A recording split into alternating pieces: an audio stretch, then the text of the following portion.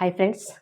ఇవాళ నా పక్కనే ఒక 25 కిలోల టమాటాలున్నాయి. ఒక కుటుంబానికి వారానికి ఎన్ని టమాటాలు పడతాయి? మహా అయితే కిలో. ఇంకా అనుకుంటే ఓ 2 కిలోలు. టమాటాలు లేకుండా వంటగదిలో చాలా వంటకాలు పూర్తవ్వవు. అందుకే మార్కెట్‌లో ఎప్పుడూ టమాటాలు మనకి అందుబాటులో ఉంటాయి. ధర తక్కువ, ఎక్కువతో సంబంధం లేకుండా ఎప్పుడు టమాటాలు మనం కిచెన్‌లో తీసుకొస్తూ ఉంటాం. కానీ మన మార్కెట్‌లోకి, వంటింట్లోకి 2 రకాల సరుకుల విషయంలో ఎప్పుడు కన్నా కూడా చాలా సార్లు కూడా ధరల్లో వేరియేషన్‌తో మనం అతలాకుతలం అవుతూ ఉంటాం. ఒకటి టమాటా, 2 ఉల్లిపాయలు. ఇప్పుడు టమాటాల పరిస్థితి అదే. మార్కెట్‌లో రూ. 10కి, రూ. 5కి కిలో టమాటాలు ధర పలుకుతున్నాయి. రైతులకైతే కిలో రూపాయికి కూడా ఈ టమాటాకి ధర దొరకని పరిస్థితి ఉంది. ఈ నేపథ్యంలో చాలామంది రైతులు ఈ టమాటాల్ని కొయ్యలేక, తిరిగి వాటిని అమ్ముకోలేక ఏం చెయ్యాలో దిక్కుతోచని స్థితిలో తెలంగాణ రాష్ట్రంలో చాలామంది రైతులున్నారు. ఆ రైతు మాట కూడా మనం ఇప్పుడు విందాం. టమాటా మొత్తం పెట్టుబడి సాగు కూడా వెళ్ళలేదు సార్.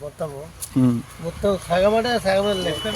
నారుకే బాగానే అయింది సార్. నారుకే 4,000 రూపాయలు నారుకు అయినాయి.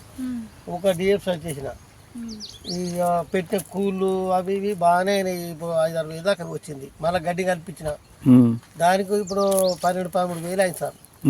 10-12 వేలు దాకా వచ్చింది ఖర్చు. 12 వేల కదా దీనికి ఇక ఇక టమాటా వద్దనుకుంటున్నాం. ఇది టమాటో ఉన్నదా సార్? టమాటా వంటింట్లో మనకి అందుబాటులో ఉంటున్నాయి కాబట్టి ఇప్పుడు తక్కువ ధరకి హ్యాపీగా కొనుక్కొని తింటాం.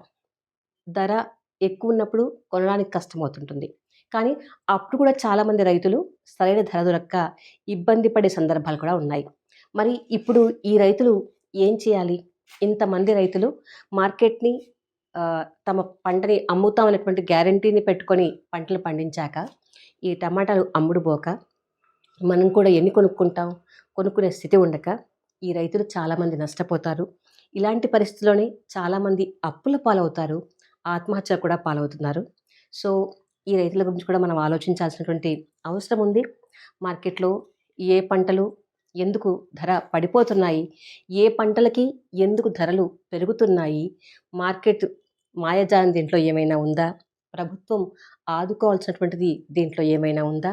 వినియోగదారులుగా మనం వీళ్ళ గురించి ఆలోచించాల్సినటువంటి అవసరం కూడా ఏమైనా ఉందా? అన్నటువంటి విషయాల్ని కూడా మనం ఆలోచిద్దాం.